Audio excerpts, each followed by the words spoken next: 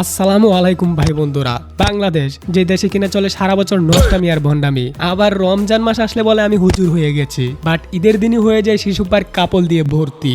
দেশের ঋতু হচ্ছে 6টি, কিন্তু প্রতি বছরে জাতির রূপ বদলায় 12টি। হ্যাঁ, এটাই আমরা বাঙালি জাতি। খারাপ সবাই নয়, কিছু কুলাঙ্গার ভাইরাসের জন্য জাতির আজ এই পরিস্থিতি। এই কুলাঙ্গারদের থামাতে আমাদের দায়িত্ব নয় কি? অনেক হলো, এবার চলো জায়রা লোককে কিছু ভরি। হি ইজ রায়হান ওরফে জায়রা লোক। আমার জানা মতে সে একজন বাংলাদেশের অনেক বড় ওয়েব ডেভেলপার। এর পাশাপাশি তার অনেক টেকনিক্যাল নলেজ আছে। এক কথায় সে একজন ট্যালেন্টেড ব্যক্তি। হতে পারে সে একজন ট্যালেন্টেড ব্যক্তি, কিন্তু আমার কাছে উনি টাট্টে।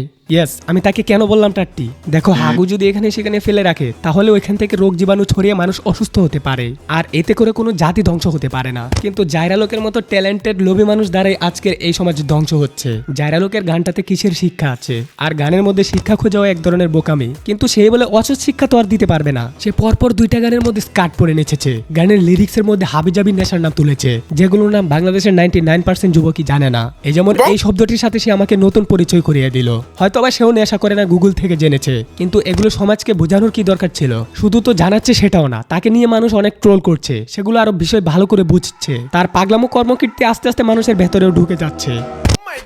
আমি এখন ভাইরাল, রাস্তাঘাটে বের হইলে সবাই মানে সিগন্যাল। আমি জায়রা লোককে বলছি, এখন যদি তুমি মূর্খ হইতা, তোমার যদি কোনো ট্যালেন্ট না থাকতো, তাহলে তোমাকে ছাগলের বাচ্চা বলা যেত। কিন্তু না, সে তো দেখছি সমাজের ভদ্র শয়তান। তোমার ট্যালেন্ট থাকা সত্ত্বেও তুমি উল্টাপাল্টা লিরিক্স লিখে পাবলিসিটি কামাচ্ছ, হিরো আলমের মতো যা খুশি তাই করছো, আবার ইমোশনাল করে মানুষকে ধোকাও দিচ্ছ। এখন বুঝতে পারছি তুমি ফ্যান বেস নয় কেন এইসব করছো। এখন তুমি রায়হান আমাকে বলতে পারো যে দেশে হুজুরে হুজুরে খোঁচাখুচি, মাঠের টাইগার চিত্রের অভিনেত্রী দিয়ে হচ্ছে সংসদ ভর্তি, যাত্রার ব্যবসা হতে চাই এমপি, তাহলে আমি স্কার্ট পরে কি দোষ করেছি? আরে ভাই, এ কারণে তো আজকে দেশের এই পরিস্থিতি। দেশে নেই পিওর কমিউনিটি।